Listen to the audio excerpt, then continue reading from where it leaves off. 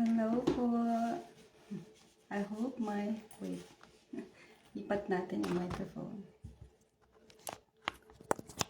Ang bagal ng connection here.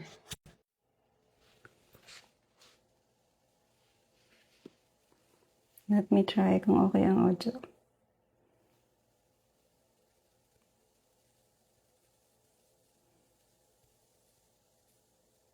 Hello po. I hope wait. Ipat natin yung microphone. Bagal ng connection.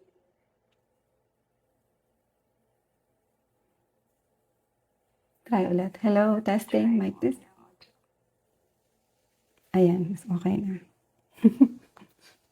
Okay. Hello everyone. So I was impressed to really do a live about what I'm doing with the Bible Study Journal page that I have. And since I forget already kung kailan nag-start, pero I started making a sermon out of every chapter of the Bible. So last time I started with Matthew, and now I am in 1 Timothy. And sobrang nakaka-bless personally to do a sermon every day through the Bible Study Journal that I have. So imagine, I begin with the book of Matthew kasi I want to start with the life of Jesus with regard to making a sermon. So I started again in Matthew. Although nabasa ko na yung Matthew noon and I was able to journal with Matthew noon. But nung na-realize ko na bakit hindi ko gawin na every chapter na binabasa ko, gagawa ako ng sermon out of it. So bumalik ako sa Matthew to actually make a sermon from it. Try ko i-check kung kailan ako nag-start sa Matthew na making a sermon. Wait.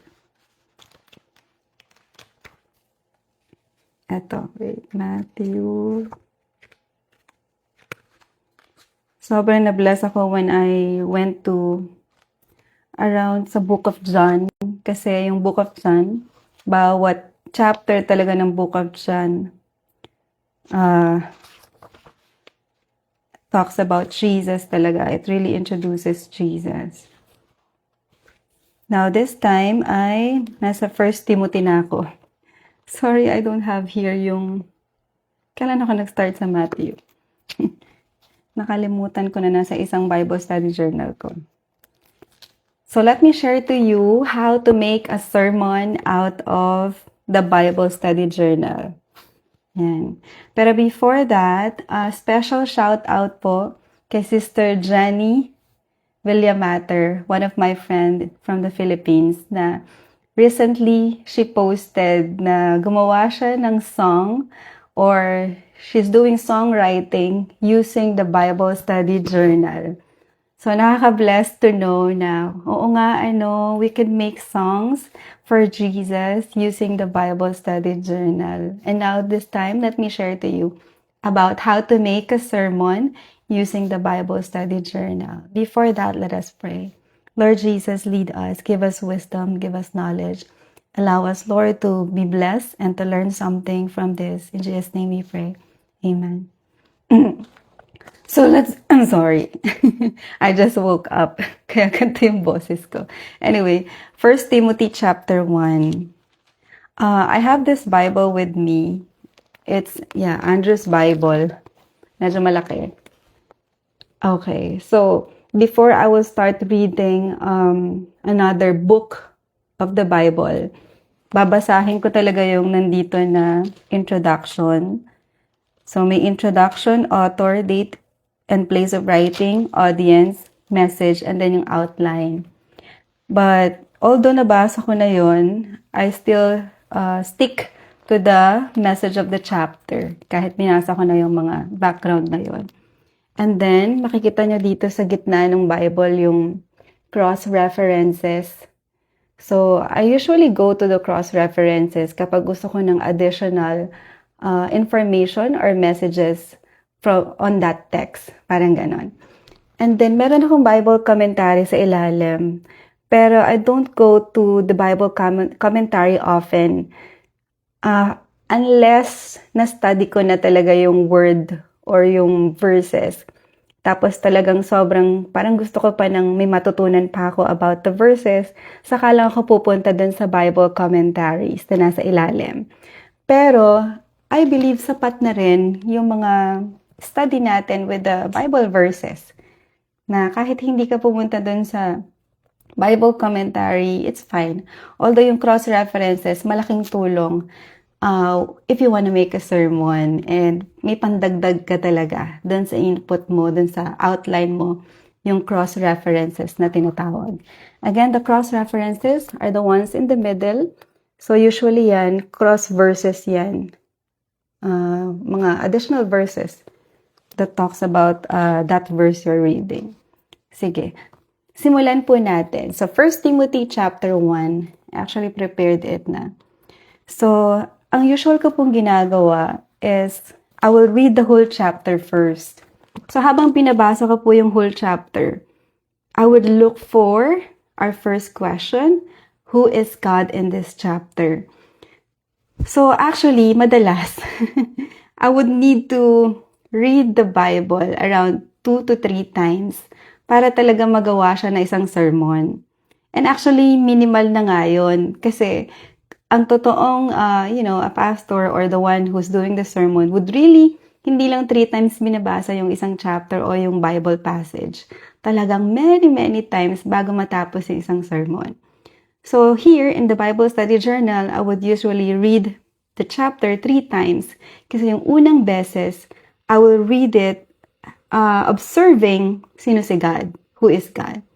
So here, while reading 1 Timothy chapter 1, so you can join with me. Let's try reading how many verses? Around 20 verses. Madali lang to. So Paul, an apostle of Jesus Christ. So Jesus Christ, I put it there, who is God in this chapter. And then, by the commandment of God our Savior, sinulat ko din, God our Savior. And the Lord Jesus Christ. I also put there, Lord Jesus Christ, our hope. Pati yung our hope, nilagay ko din dun sa who is God in this chapter. So, first verse pa lang, ang dami ng who is God. Sumunod, verse 2 ng 1 Timothy chapter 1, to Timothy, a true son in the faith, grace, mercy, and peace from God. God our Father and Jesus Christ our Lord. So, I also put there, God our Father. And then, Jesus Christ our Lord, almost nandun na yun. And then, verse 3, as I urge you, when I went into Macedonia, remain in Ephesus that you may charge some that they teach no other doctrine. Actually, nung binasa ko po yung introduction ng Timothy, may problema yung church with regard to other people na nagtuturo ng ibang doctrines sa church. So, umpisa pa lang, gusto nang sabihin ni Paul kay Timothy, yung instruction. Sabi niya, as I urge you, when I went into Macedonia, remain in Ephesus, that you may charge some that they teach no other doctrine. So, dun pa lang, magigets na natin kung ano yung point ng chapter. Then verse 4, nor give heed to fables and endless genealogies which cause disputes rather than godly edification which is in faith. 5. Now the purpose of the commandment is love from a pure heart, from a good conscience, and from sincere faith, from which some, having strayed, have turned aside to idle talk, desiring to be teachers of the law, understanding neither what they say, nor the things which they affirm. So talaga nagpo-focus na dito si Paul about dun sa point niya, which is, mamaya, I'll teach you what is it, ano? But we know that the law is good if one uses it lawfully. So on and so forth, hanggang sa dumating ako sa verse 12. Doon nag-continue yung who is God in this chapter. And I think Christ Jesus our Lord, who has enabled me. So yun, Christ Jesus our Lord, He is our enabler because He counted me faithful. So on and so forth. And then, marami pa. Na about kay God or kay Jesus. Ano pa yung nilagay ko? Ayan. To save sinners, King eternal, immortal, invisible, wise. So, andito yon. So, imagine, so first read pa lang natin ng chapter. If ang focus natin is to know Jesus more or to answer the question, who is God in this chapter, marami po talaga tayong makikita. Now, how do we make the sermon out of it? Kailangan po natin yung key verse. So, ang nakalagay po dito is my Bible chapter for today. Tapos yung my key verse in this chapter. So again, in making a sermon, kailangan po natin yung key verse. Pero ang tanong, paano po natin mahanap o malalaman yung key verse? So after ko pong basahin ng isang beses, babasahin ko siya ulit ng isa pang beses. Now this time, I wanna look into ano po yung main point ng chapter. Ano yung pwedeng paulit-ulit na sinasabi? Ano yung pwedeng summary on conclusion ng chapter na yon? Then that will be our key verse. Recently po, merong nag-share sa akin on how to make, the best sermon. And then sabi niya, you could know na you had delivered a good sermon if yung audience mo, kaya nilang sabihin tungkol saan yung sermon mo. Okay? So para matest kung talagang maganda yung sermon na na-deliver mo, you should ask your audience, tungkol saan ba yung sinermon ko? Pag nasagot nila yon, that means, you delivered a good sermon. So sa atin na gumagawa ng sermon, we call it the theme statement or that one sentence na doon iikot yung sermon mo. Make sure na bago ka matapos gumawa ng sermon outline mo, meron ka talagang one sentence na doon pupunta o alam mo sa sarili mo na doon iikot yung message mo. And that is the key verse. Doon sa key verse, kukunin natin yung ating theme statement. Yun yung una nating gagawin ngayon. So, punta tayo sa key verses natin. As I've studied this, ang nakita kong key verses natin ay verse 3, yung binasa ko kanina, as I urge you, when I went into Macedonia, remaining in Ephesus, that you may charge some that they teach no other doctrine. And then, if you would go to verse 10, sabi sa verse 10, for fornicators, for sodomites, for kidnappers, for liars, for perjurers, and if there is any other thing that is contrary to sound doctrine. And then verse 18, sabi sa verse 18, this charge I commit to you, son Timothy, according to the prophecies previously made concerning you, that by them you may wage the good warfare. Now, dito makikita natin, ang purpose talaga ni Paul. Yun yung kailangan natin malaman kasi siya yung author. And then, bakit sinasabi niya itong mga to kay Timothy? Ang purpose talaga niya is to stay in sound doctrine. Matulungan or i-charge si Timothy na yung church doon, na pinaglilingkuran niya, would stay in sound doctrine. So, ang theme statement po natin is, gagawin ko po siya na something like, para kang nakikipag-usap dun sa audience mo. So, I always put it na, for example, we must remain or stay in sound doctrine. Since ito yung message mo dun sa audience, sasabihin mo na, ito yung gusto kong iparating sa inyo. Na through 1 Timothy chapter 1, ang sinasabi dito, we must remain or stay in sound doctrine. So, nilagay ko yung we, kasi yung nagsasermon, kasama din doon. And then yung audience, kasama din, we. Tapos must, kasi ang goal naman talaga ng scripture is to actually transform us. So, ito yung dapat natin gawin. So, we must, remain, stay, and then in sound doctrine. So, we don't want to go outside from the chapter. Gusto natin kung ano yung sinasabi ng chapter. Yun yung i-share natin sa sermon. So, ito yung key verses sa chapter, which is verses 3, 10, and 18. So, doon natin kinuha yung theme statement. Again, theme statement kung saan iikot yung ating whole sermon. So the theme statement is, we must remain or stay in sound doctrine. Ngayon ang tanong, how can we make the outline? Alam nyo, I started with Matthew and now nasa 1 Timothy na ako. Lahat talaga ng outline galing sa chapter din na yon.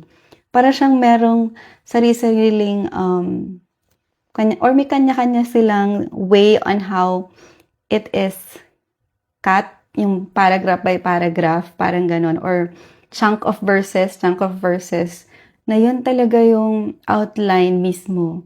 Kaya sabi ko, parang hindi na doable para sa akin yung topical sermon na, kunyari ito yung topic, tapos I will jump from one book to another to put an outline on it.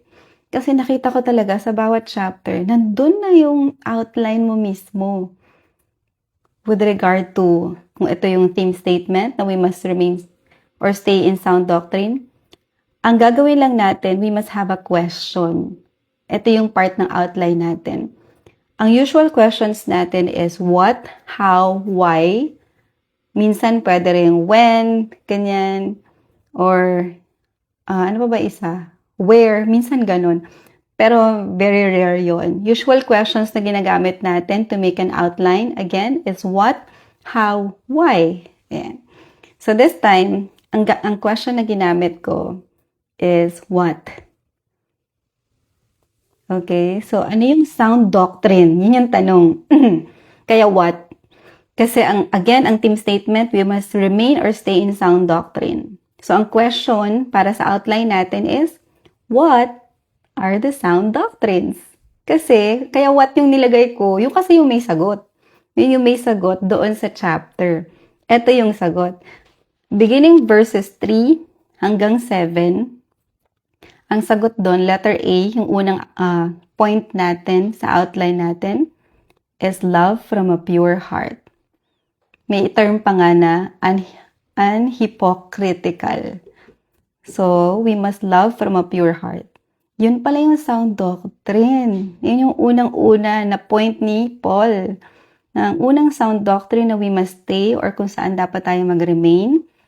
Letter A, verses 3 to 7, love from a pure heart.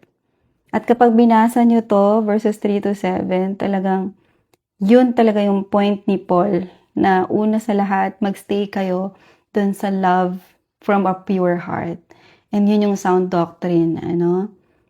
Then, yung next point natin, 3 points lang to. Usually, yung outline natin, after ng question na, what is the sound doctrine? What are the sound doctrines?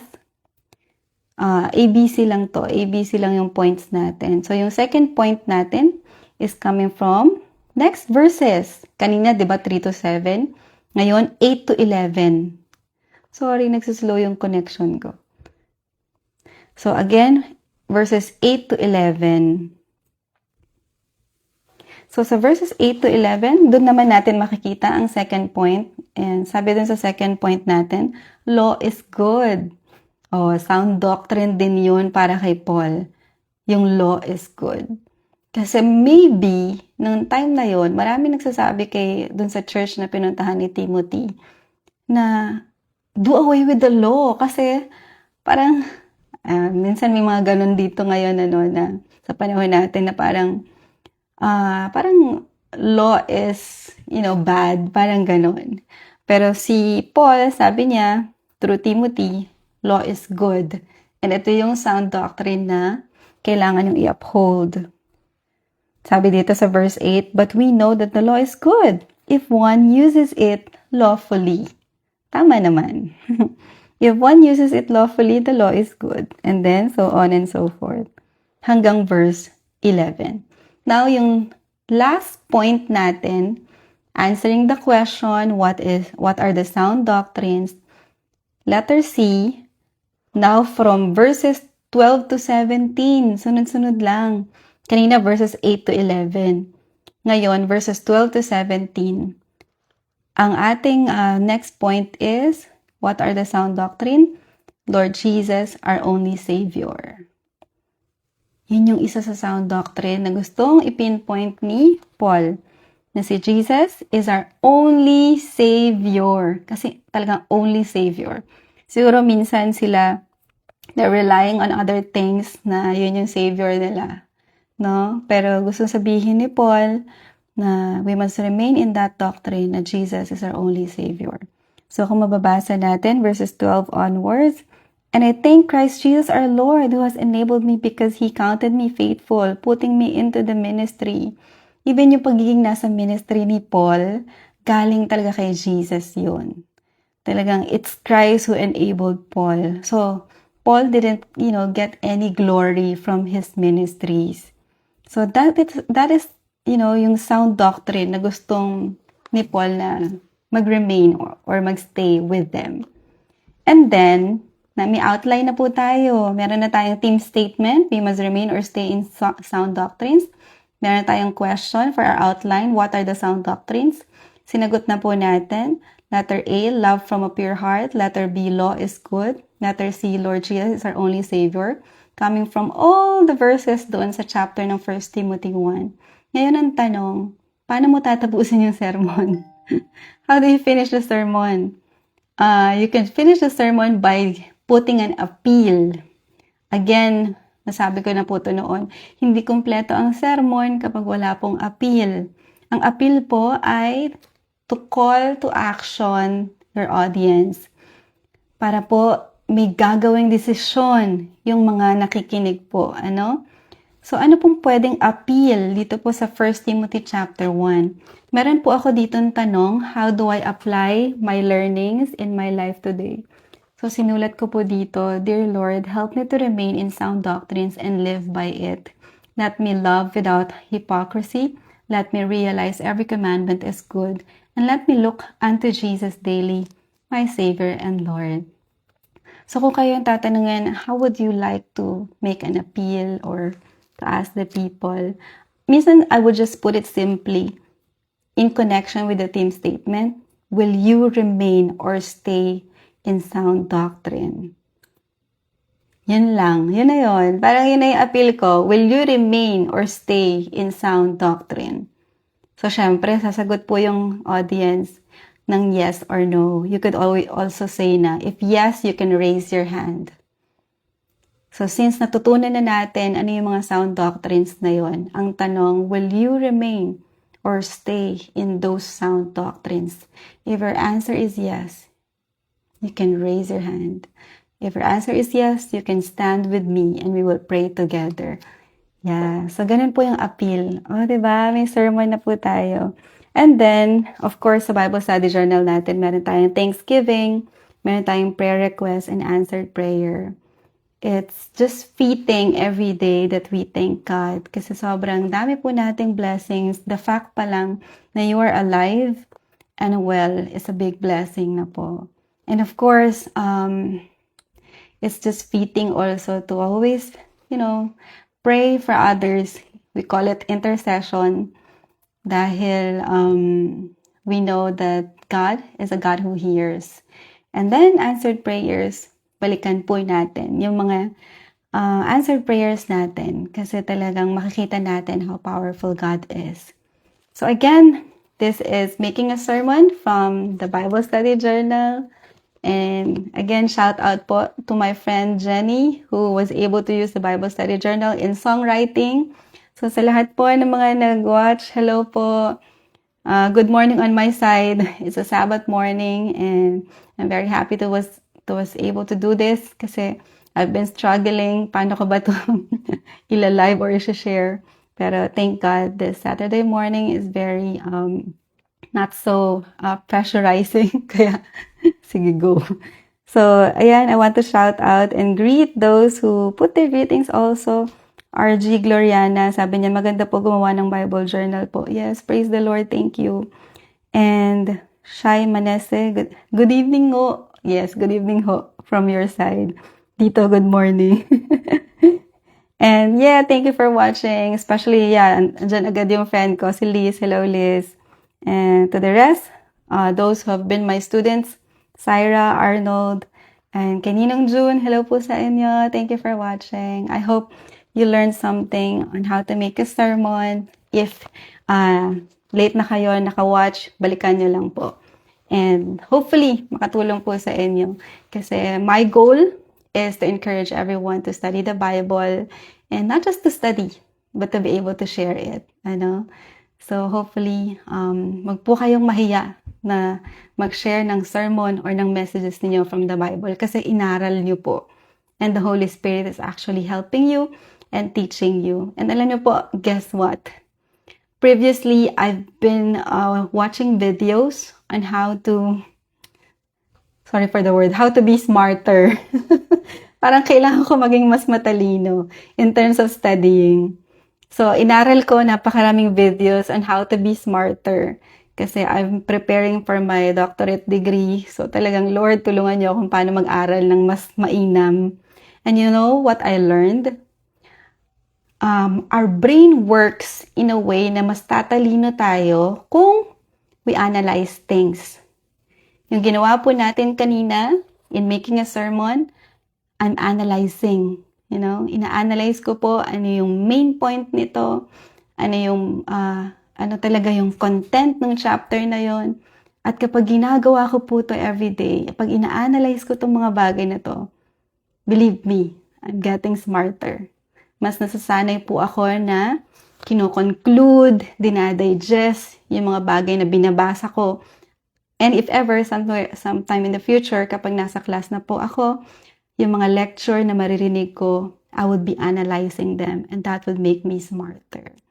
So kayo po, if you are studying this Bible Study Journal, if you're doing a sermon out of it, believe me, mas magiging matalino po kayo. At hindi niyo po hindi niyo silang mapapansin, pero you're really getting better here intellectually as you keep studying His Word. So, yun lang. God bless po. Kung may gusto shoutout ko po kayo next time.